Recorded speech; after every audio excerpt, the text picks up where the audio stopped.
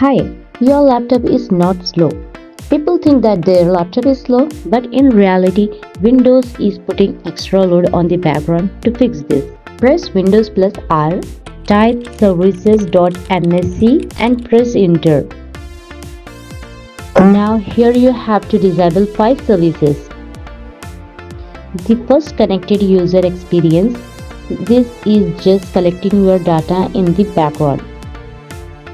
Next, stop Windows error reporting. Third, diagnostic policy service. This collects errors, so turn it off. Fourth, remote registry. This basically allows remote access to modify registries on your laptop, so it is risky. So we will disable this too. Press Windows plus R, type msconfig. Click on Services, then select Hide all Microsoft services and then disable all. After doing all this, your laptop will definitely run smoothly.